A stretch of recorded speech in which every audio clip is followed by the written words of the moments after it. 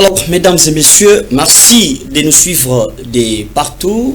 Joyeuse fête de bonne année 2025, une nouvelle année qui prend déjà son allure avec les grandes lignes d'actualité socio-politique. Maintenant sur la chaîne FM télévision qui est sur Bluesat et puis TNT.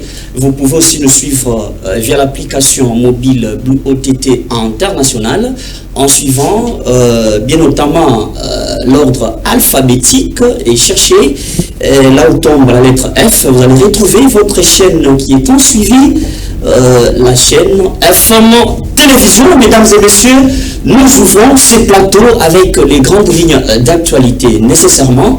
En premier lieu, avec la situation sécuritaire à l'est de la République démocratique du Congo, alors que déjà on avait vu la montée en puissance de FARDC et toute la population commençait déjà à retrouver son souffle, mais bien appris. Les Massissi centre qui a été récupéré par les FARDC, non, par le AM23. Et là, la question est de savoir, avec tout ce que l'armée a comme équipement, pourquoi pas aller vite tout droit dans le but, au lieu d'attendre encore s'il faut passer par des acrobaties politiques. Et là, le président Félix-Antoine Tshisekedi Tshilombo, qui tient mordicus à sa diplomatie qui est agissante, bien, toute la population garde espoir. En même temps, le retour sur la scène politique de Joseph Kabila, le sénateur à vie, qui devient aujourd'hui rassembleur des opposants, on fait savoir, face à Félix Tshisekedi avec l'Union sacrée. Est-ce que tout ira bien dans les cartes de tout un chacun? Nous voulons analyser aussi la situation de ces grands partis politiques au pouvoir, l'UDPS. Vous avez suivi le discours, bien la sortie médiatique du secrétaire général actuel, je l'appelle actuel, à moins que l'invité nous dise le contraire, le secrétaire général actuel Augustin Kabouya, qui a rassuré la paix au sein de l'UDPS. Est-ce vrai? Les camps de Déo Bissibou s'alignent-ils derrière la philosophie d'Augustin Kabouya? Ce sont des questions qu'on va traiter avec l'invité du jour pour en parler et en débattre, pas un débat, mais c'est une réflexion. Nous recevons sur ce plateau spécial le docteur Télé Batampi, qui est national du parti politique UDPS Bar Tshisekedi. Bonne fête, docteur. Bonne fête à vous, monsieur Jean, et à tous les compatriotes à qui nous présentons les vœux les meilleurs pour l'année 2025. Comme vous l'avez dit, nous souhaitons que ce soit une année de paix, de prospérité et de collage, on peut dire, pour la République démocratique du Congo, et pour que nous puissions palper maintenant les effets de son propre essor. Très bien, merci beaucoup. Nous faisons l'entame de cette émission, docteur. Vous êtes de l'Union sacrée, particulièrement de l'UDPS.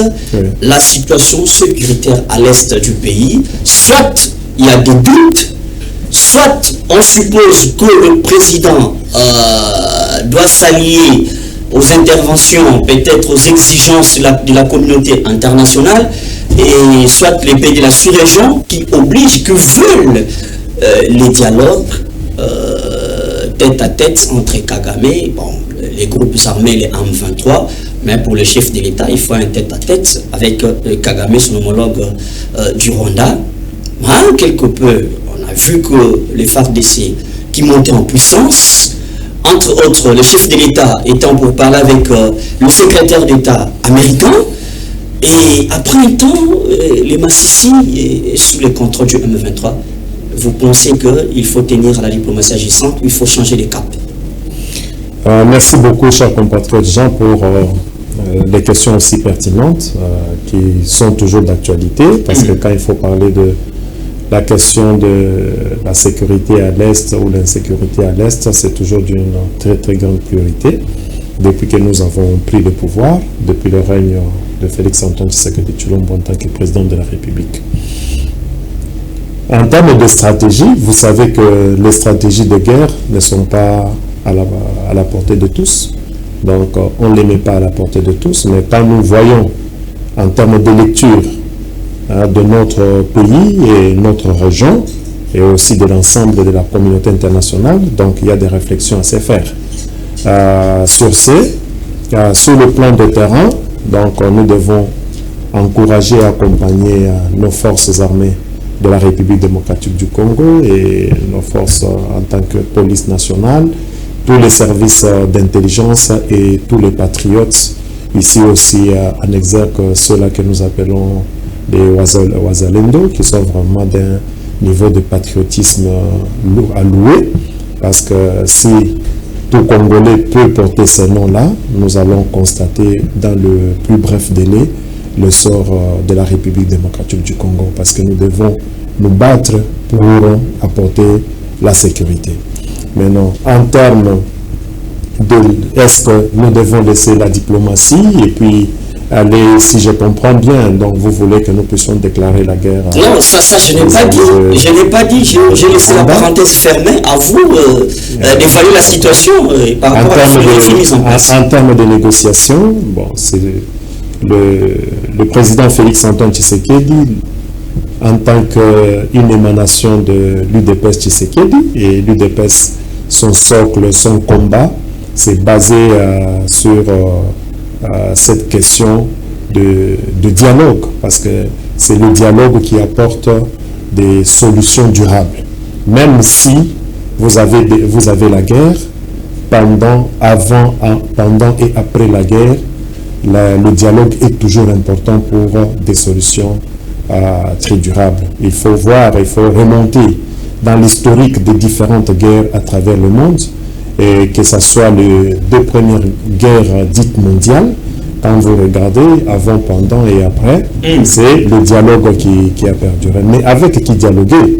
On ne peut pas faire descendre le président de la République, Félix-Antoine Tshisekedi, chef de l'État, au plus bas de l'échelle pour parler avec les M23. Et vous savez vous-même quel est le vocable qu'il attribue à ce groupe-là.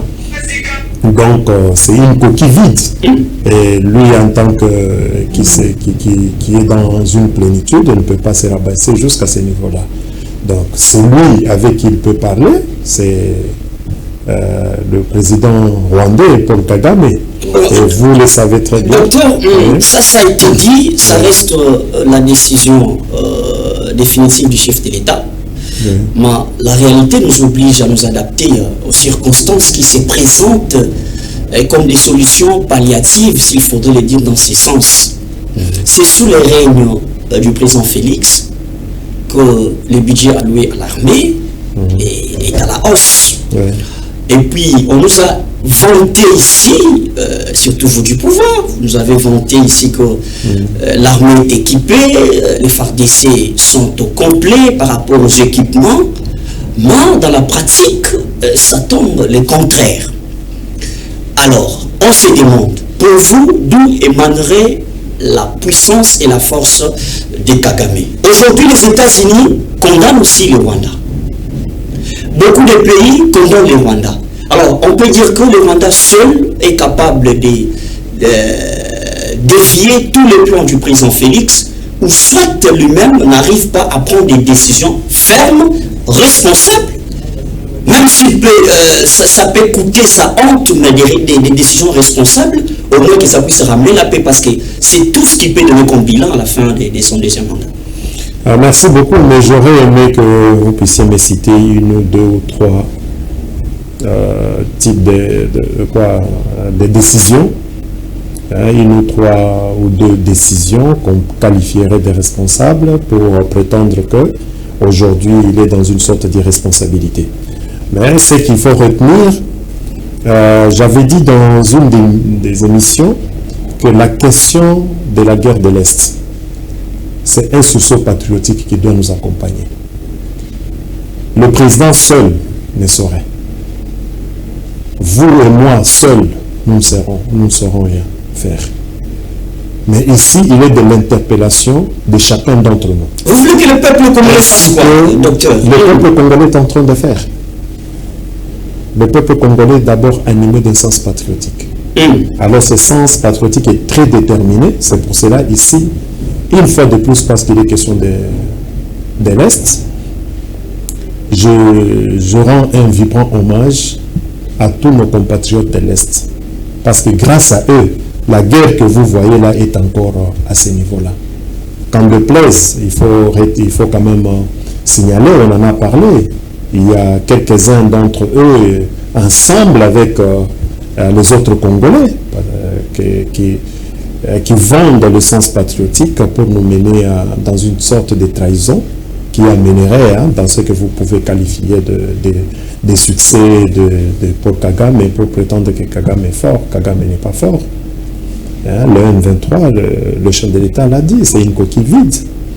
Et quand la plus grande responsabilité est aujourd'hui dans le chef de nous Congolais, que nous devons d'abord nous regarder véritablement entre les yeux. Et que nous puissions nous dire, est-ce que nous sommes fiers de notre Congo, nous sommes fiers de notre République? Qu'est-ce que vous insinuez, docteur? Apparemment, l'impasse sortirait de la population congolaise ou comment? Parce qu'il y a l'armée, il y a de l'argent, il y a presque l'équipement qui est là. Et qu'est-ce que le peuple a à voir là-dedans? Je viens de dire qu'aucune guerre n'est gagnée sans la population. C'est pour cela nous disons que cette population qui nous porte, la population de l'Est et de la République démocratique du Congo, porte son président et son projet. Porte tout celui qui vient, à qui on donne des responsabilités par le président de la République pour apporter la solution. C'est pour cela qu'il y a deux noms qui sont restés indélébiles dans les cœurs, dans les mémoires des compatriotes et surtout ceux-là qui ont vécu le terrain.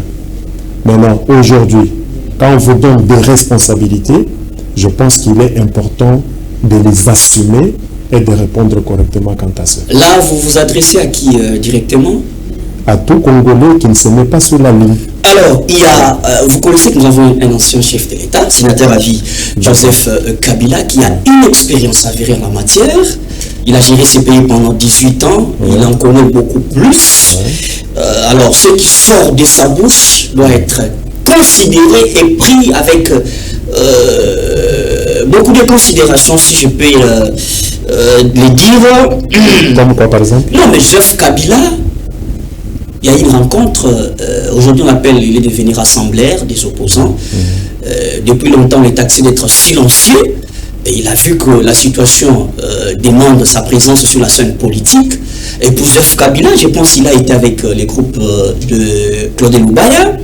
Pour eux, l'impasse émane du tâtonnement, les essais-erreurs de la part du pouvoir en place.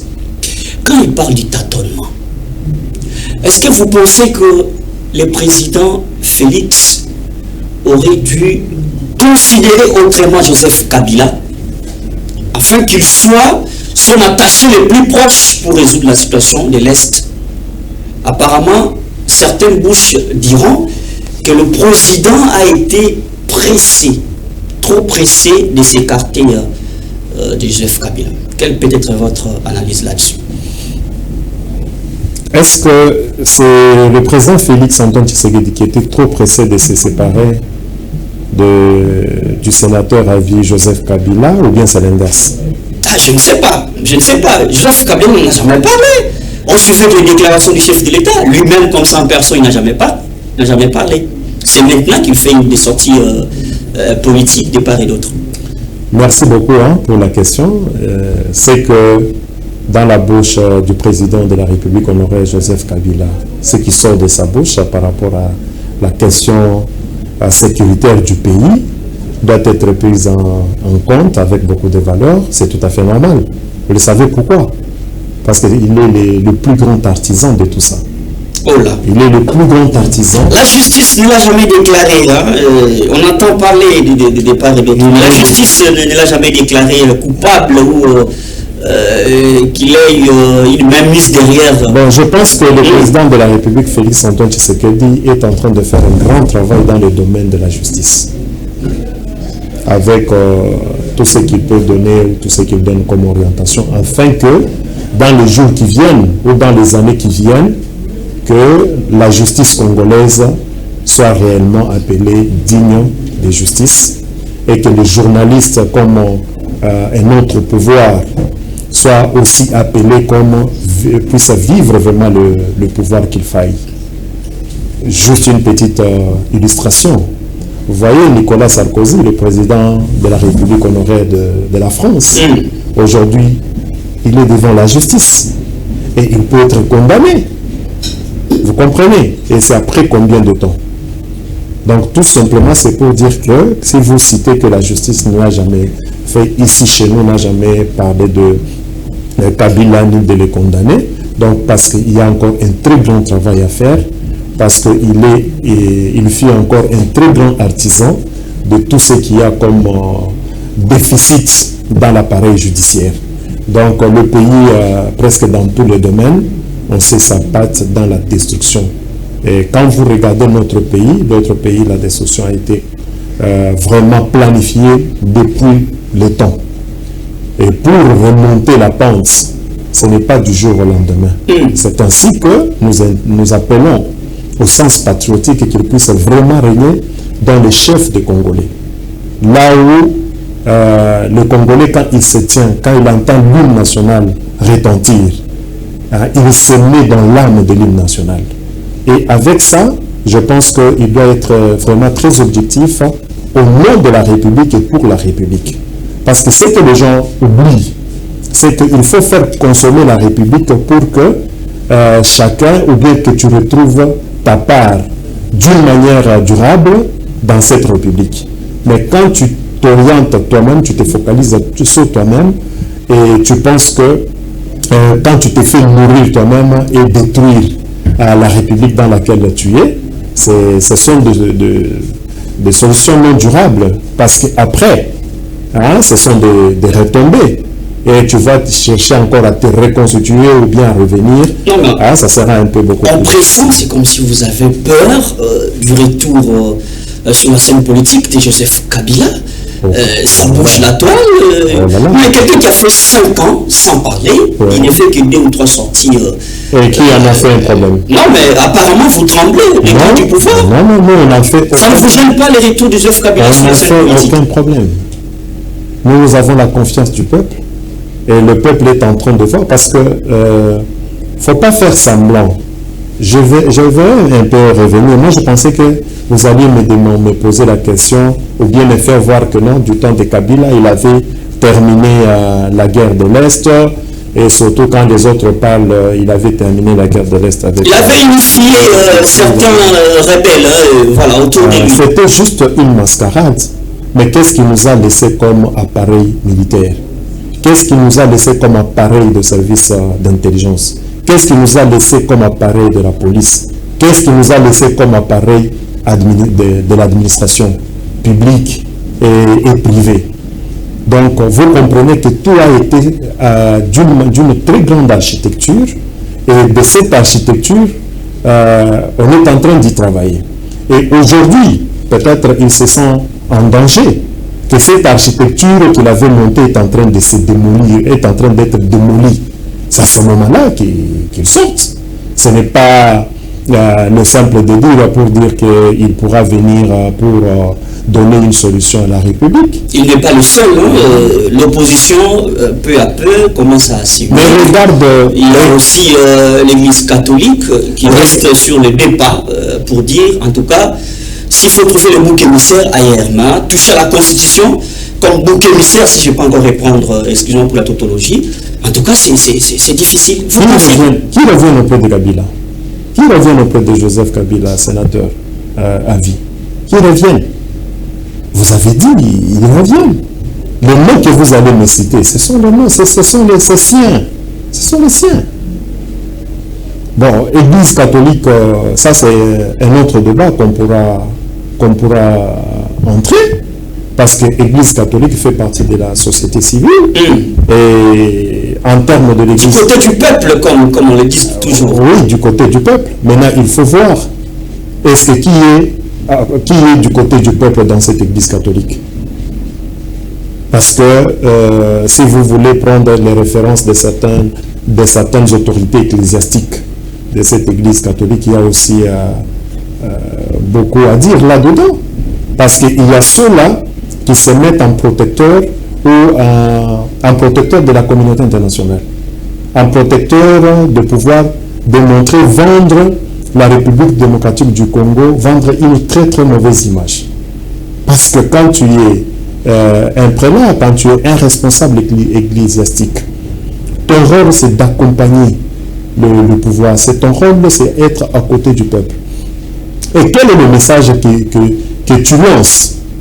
Parce que on a appris, on a entendu sur un autre espace, toujours en notre République, lorsque l'un des responsables de l'Église catholique, quand il a osé vouloir parler de la question que lui prétend, au lieu de parler pour le peuple, hein, il cherche à... Vous codifiez le langage de discours de ne rien comprendre, et surtout la population. Non, parce que c'est vous qui avez dit. Parce que vous... Non, mais il y a je vais vous aider parce que vous l'avez cité. Bon, parce que vous l'avez cité. Non, je vais vous aider. Il fait partie des leaders, bon, de l'opinion quand même. Voilà, parce que... Alors, il est du côté du peuple. Il pense que... En tout cas, c'est... Changement de révision de la Constitution, c'est un bouc émissaire, c'est pas ça la vraie réalité, le vrai problème. Non, la véritable guerre, si vous voulez qu'on en parle d'une manière un peu crue avec le cardinal Ambongo, c'est la gratuité de l'enseignement. Hein, l'enseignement de base. Parce que depuis cette question de l'enseignement de base, c'était vraiment une manne dans l'organisation ecclésiastique catholique. Et casser cette manne-là, c'était difficile. C'est pour cela qu'il n'y a pas... Il avait des intérêts derrière la gratuité de l'enseignement. Vous ne vivez pas au Congo ou quoi? Non, je demande... Vous ne vivez pas au Congo. Nous savons que c'est une idée de l'État. Consultez les églises, consultez les écoles catholiques. Hein, on vous dira. Mais pourquoi ailleurs on soutient, on a soutenu Mordicus la gratuité de l'enseignement primaire, de l'enseignement de base? Pourquoi on a soutenu? Parce qu'il y a eu des enjeux là-dedans. Bon, quand vous suivez le discours du cardinal Ambongo, je venais de le suivre sur France 24, j'ai dit, mais il est en train de vouloir parler de l'apologie, de la protection de la communauté internationale au lieu de son peuple. Tout ce qu'il sait dire, que tous les indicateurs sont au rouge. Mais quand tu dis que tous les indicateurs sont au rouge, c'est-à-dire le pays est brûlé. Non, mais il n'était pas le seul. L'un de vous, du pouvoir, le gouverneur du Kasaï central l'a déclaré. Non, quand vous prenez le... Chez lui, tout est priorité. Quand vous prenez le gouverneur du Kasaï central, qui du reste je soutiens ces déclarations. Il a fait voir au président de la République ce qui est sur le terrain. Parce qu'il ne faut pas mentir. Parce que la population s'est exprimée. Au Kasaï central, il n'y a pas de route. Au Kasaï central, tous les projets qu'on a présentés, que le président de la République... Le pouvoir réagit. Il y a Patrick Mouyala qui a réagi. Ils sont nombreux à réagir. Nous ne sommes pas ce pouvoir-là de bluffer le peuple, non. Nous ne sommes pas ce pouvoir-là de bluffer le peuple. Vous posez les actes, on soutient, on applaudit. Aujourd'hui, quand vous partez en Bujimaï, vous allez trouver qu'il y a la voirie. Il y a vraiment, on a arrangé les routes, on a électrifié les routes, et ça fait même beau circuler pendant la nuit. Et même quand tu as ta voiture, tu es vraiment aisé. Et là, ça applaudit. On applaudit le chef de l'État. Le peuple applaudit, a raison d'applaudir en termes d'infrastructures routières. Maintenant, vous venez au Kasaï central. Il y a eu le même financement de projet. Mais on ne voit pas la voirie. Mais vous voulez que le gouvernement parle de quoi? Le peuple a parlé qu'ici, on n'a pas de route, on n'a pas d'électricité, on n'a pas d'eau. Est-ce que c'est un mensonge? Mais si vous êtes responsable à qui on a remis les fonds pour arranger, c'est à vous de vous justifier. Mais quel est le péché le gouverneur d'être interpellé à Kinshasa? On n'a pas été interpellé, on l'a appelé pour consultation. Consultation bien sûr, pour avoir déclaré, pour avoir dit la vérité, d'après vous dire aussi. Non, c'est-à-dire, quand on l'a appelé pour consultation, je ne connais pas les contenus, moi je l'ai lu. Quand vous lisez juste ce qui a été, le télégramme qui a été envoyé, c'est pour consultation. Et quand on dit pour consultation, c'est beaucoup plus donner l'éclaircissement. Parce que l'autorité doit être éclairée. Parce que là, on a parlé comme ça. Il doit être éclairé sur base de quoi alors qu'il a dit la vérité? C'est lui qui régule la province. Mon cher, quand tu dis il a dit il y a ça, il n'y a pas de voirie, il y a l'office de route, l'OVD, manque le nécessaire pour travailler. C'est pour cela que ça se trouve que ça ne fait rien, parce qu'il n'y a pas le soubassement. Maintenant, il faut donner les éléments de langage pour approfondir davantage afin qu'on sache qu'est-ce qu'il faut faire.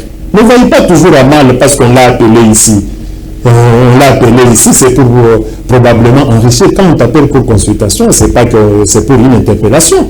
Une interpellation pourquoi? Pour étouffer la vérité? Non. Félix Antoine Tshisekedi, en tant que président de la République, n'est pas dans cette histoire d'étouffer la vérité. Lui, il est de la maison de la liberté d'opinion, d'expression. Il ne se sentirait pas mal si on lui dit que là-bas, ça ne donne pas.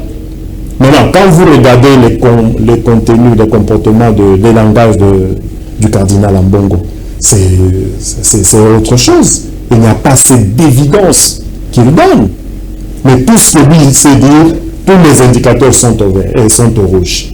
Bon, alors, quand vous parlez de tous les indicateurs sont au rouge, prenez chaque ministère en termes du gouvernement et qu'on voit les décisions que le président de la République avait prises, les projets qui ont été alignés et quel est le degré d'évaluation, quel est le degré d'exécution, quel est les indicateurs de chaque décision, de chaque recommandation ou bien de chaque projet, on est à quel niveau? Démontrer et puis présenter. Parce qu'ici, nous pouvons juste nous limiter en dehors de la sécurité, de la question sécuritaire. Parce que ce qui est aussi un peu je ne dirais pas drôle, c'est quand, pendant la guerre, quand ce sont les M23 récupèrent un petit espace, on en fait autant de publicité. Mais quand nos phares d'essai, les Ouazalendo, récupèrent des territoires, ou bien sont en train de battre les rebelles, là on n'en parle pas. Là c'est le point mort. C'est là où aussi, vous en tant que média, vous devez contribuer à tout ça. Donc c'est pour dire, imaginez on lui pose la question sur la MONUSCO. Ça on a posé au cardinal Ambongo. Et lui trouve que la MONUSCO doit rester. Alors que vous êtes avec nous ici, la MONUSCO plus de 20 ans, et c'est la mission au monde qui a eu beaucoup de contingents, qui a eu beaucoup de milliards de dollars dépensés, alors que l'insécurité règne jusqu'à présent. Et pendant qu'on leur demande de partir complètement, c'est à ce moment-là des poches comme le M23 apparaissent et consortent, et que ça soit une raison pour que ça reste, pour que la MONUSCO puisse rester, alors que le gouvernement, qui a autant de leviers de maîtrise dans la question, ensemble avec la population, lui qui se dit être à côté de la population, mais la population tout entière, non seulement de l'Est, qui demande à ce que la MONUSCO puisse partir, parce qu'on connaît ce que la MONUSCO a fait dans le sens général. On attendait le départ progressif de la MONUSCO, une chose qui n'a pas été faite depuis longtemps, et ce n'est pas au cardinal de faire vous avez parlé de progressif. Et effectivement, c'est progressif parce qu'ils ne sont plus au sud Kivu. Ils restent au nord Kivu, un peu d'une manière éparpillée et à l'étour. Mais si vous savez qu'il y a déjà un départ progressif, pourquoi vous en faites un problème jusque-là? Non, c'est pas nous. C'est-à-dire, j'ai répondu à votre préoccupation au regard de cardinal Ambongo, de tout ce qu'il est en train de parler et de sa position. C'est ainsi qu'il est un peu avocat de la communauté internationale au lieu d'être avocat du peuple congolais par rapport à la question de la l'accusez aujourd'hui alors qu'il a combattu avec vous. Lui, souvent c'est les côtés du peuple. Dans votre opposition, le peuple congolais. Toujours la Senko qui était là pour dire on n'est pas contre la Senko. Accepter de mouiller les maillots. On n'est pas contre la Senko parce qu'il y a le prêtre catholique. Prenons même Abbé Cholé. Regardez dans les dotations du gouvernement de la République pour les œuvres sociales. Il est descendu dans l'espace Équateur, le Grand Équateur. Il est descendu pour voir les œuvres et le financement du gouvernement de la République. Ça, ce sont des choses à encourager. Il a félicité, il a dit, grâce à l'argent que le gouvernement nous a donné, il a félicité le président de la République, on a montré. À Kolé, c'est encore l'abbé qui a parlé. Excusez-moi. Un peu partout, il y a le prélat catholique qui parle.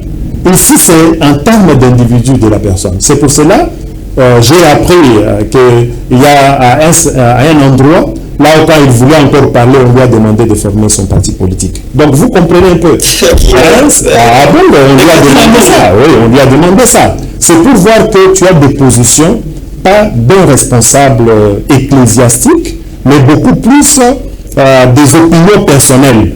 Et pourtant, l'Église catholique n'est pas comme ça. L'Église catholique, c'est un conseil, même si vous vous dites que vous êtes au plus haut, mais il y a une question de conseil, vous délibérez et puis vous prenez une position. Voilà un peu par rapport. Très bien, merci beaucoup, Dr Télé Batampi. Je rappelle à ceux qui nous ont pris avec un grand retard que nous recevons le Dr Télé Batampi, qui est national au sein de l'UDPS. On va terminer cette émission avec les tout derniers points.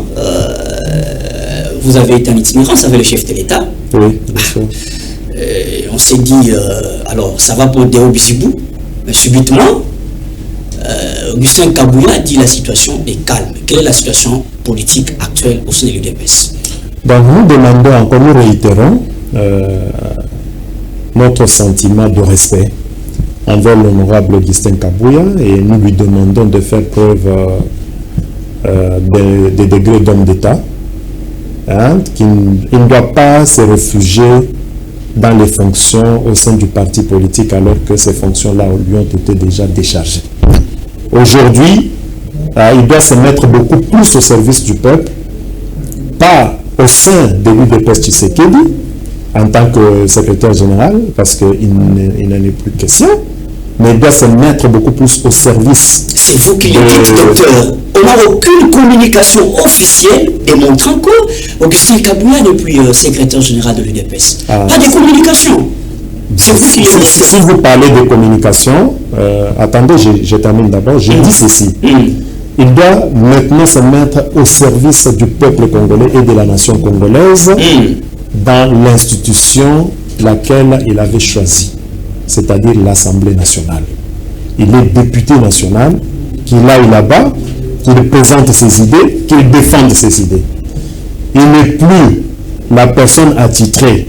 Même quand un opposant dit quelque chose tel que nous avons entendu Martin Fayoulou, ou bien que ce soit Joseph Kabila, ou bien que ce soit Claudel Lubaya, ou bien qui d'autre, que lui passe là pour chercher à faire des matinées politiques pour répondre. Donc, c'est un acteur politique, vous ne pouvez pas quand même... Il ne peut plus utiliser la casquette de secrétaire général et convoquer une matinée pour parler parce qu'il n'engage plus l'UDPS, Tshisekedi. Mais non, par rapport à ça, s'il doit s'exprimer au niveau de la population, il s'exprime au niveau de l'Assemblée, ou bien il descend dans sa base, là où il a été élu, ou bien il convoque comme il est national, il peut aller n'importe où. Il a été avec les sectionnaires de la ville province de Kinshasa. Pour parler, c'est ça. La causerie morale. Donc, s'il a été avec les sectionnaires, qu'il laisse la tétutesse. Parce que Déo Bissibou, secrétaire général ad intérim, est respectueux des directives. Donc, on a donné une accalmie, on a demandé qu'il y ait accalmie et que les choses sont en train d'avancer et que notre frère est en train toujours de se présenter pour se faire une santé politique.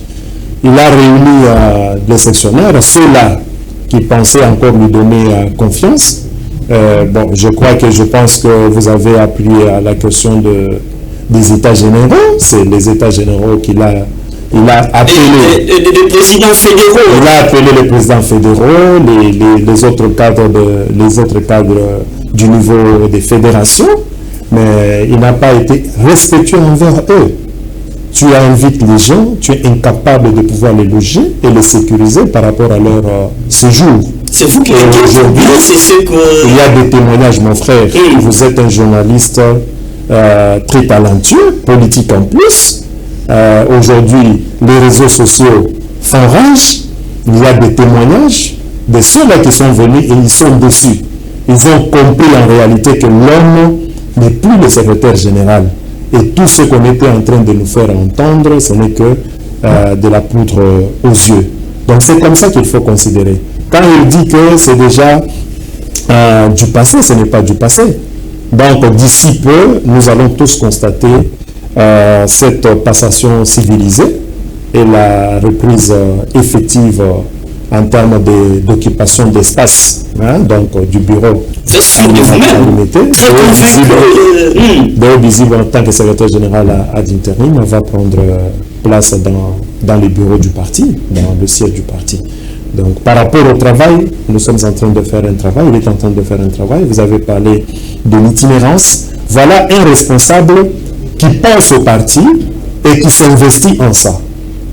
Il apprend que la haute autorité de référence, le chef de l'État, Félix Antoine Tshisekedi, est en itinérance dans l'espace, dans les 3 provinces. Donc, Kasaï oriental, Kasaï central et Kasaï. Maintenant, il fait quoi? Il le met à disposition. C'est les collaborateurs du parti pour aller préparer tout cet accueil. On se pose la question, où est-ce que Bizibu a trouvé de l'argent pour toute une délégation de l'accompagner le chef de l'État en itinérance? Ce sont des questions. Je vais répondre. Donc nous ne sommes pas ces gens-là. Vous appelez les autres, vous êtes incapables d'assumer vos responsabilités.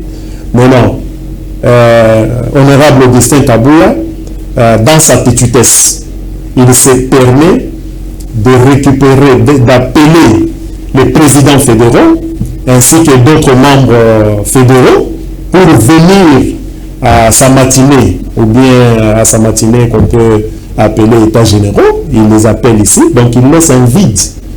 Et qui devrait, au niveau du parti, organiser l'accueil du chef de l'État, l'accueil de la haute autorité de référence. Vous voyez qu'il y a un broglio. Et qui travaille pour l'UDPS Tshisekedi et qui travaille contre l'UDPS Tshisekedi. Parce que quand tu apprends que ton chef descend, tu ne peux pas retirer ses lieutenants. Tu ne peux pas le retirer parce que ce sont tous les chefs et les chefs au niveau local qui doivent organiser tout ça. Donc c'est pour vous dire que son théâtre est en train vraiment d'arriver à la fin. Et de Bizibu ensemble avec l'exécutif. Où est-ce qu'il trouve de l'argent? Où est-ce qu'il en a trouvé pour vous envoyer toute une délégation d'accompagner les chefs de l'État? C'est ça, des questions. De Bizibu est qui dans le gouvernement et puis il trouve de l'argent pour envoyer toute une délégation. C'est ça. Je pense qu'il dirige une organisation et nous qui sommes sur place en tant que les secrétaires nationaux, nous sommes une organisation, il y a des sacrifices à faire. Et nous avons des sacrifices que nous faisons parce que... c'est pas pour attirer l'attention.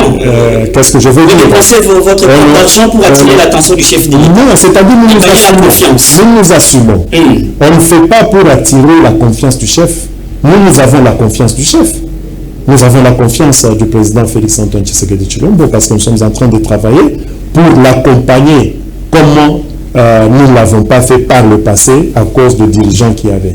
Donc, vous comprenez, c'est à ce niveau-là, parce qu'honorable Augustin Kabouya, du fait qu'il confisque les sièges, il se dit que c'est lui et lui qui reste. Nous ne voulons pas faire la guerre pour récupérer ce Au même moment, vous avez une autorité de référence qui est le chef de l'État. Au même moment aussi, Augustin Kabouya devient l'homme le plus fort. Il maintient la clé de la permanence de l'UDPS. Attendons voir que... Ce n'est que de forme. La force que vous êtes en train de dire là n'est que de forme. Donc, qui représente-t-il aujourd'hui? Parce que j'avais dit autrefois, ce n'est pas l'homme qui fait l'UDPS. Nous ne sommes que des éléments de l'UDPS que l'UDPS peut produire. Donc c'est l'UDPS. C'est l'UDPS qui peut te brandir et faire de toi, te montrer à la face de gens. Mais quand tu perds cette qualité-là, quand tu la gères très bien. Pyramide au sang, elle est renversée. Merci, docteur. Donc il n'y a plus de force au sein du chef d'Augustin Kaboulé. Il n'y en a plus. Merci d'avoir été les nôtres. Espérons que l'année 2025, que vous nous donniez des surprises. On attend que Deo Bizibou récupère la permanence de l'UDPS. C'est quand même le grand souci de votre part. Merci d'avoir été. Non seulement de notre part, il faut insister que tout membre de l'UDPS, tout combattant de l'UDPS, tout celui qui a l'âme du parti UDPS Tshisekedi, veut voir ces grands partis redorer son image et avancer. Merci. C'est pour cela que vous comprendrez que de son temps, les gens commencent à comprendre et commencent à se détacher d'Augustin Kaboulé. Merci beaucoup, docteur Télé Batampi. Je rappelle que vous êtes secrétaire national au sein de ces grands partis politiques, l'UDPS Tshisekedi. Merci d'avoir été les nôtres. Merci. Nous espérons prochainement. Merci à tous les téléspectateurs de nous avoir suivis. Merci à l'équipe technique de la FM Télévision. À la présentation, déjà, vous allez vous habituer petit à petit. Ces gens Mima, nous sommes là pour servir le peuple congolais, mesdames et messieurs. On se retrouve très prochainement pour un autre numéro sur la même chaîne. Gardons contact.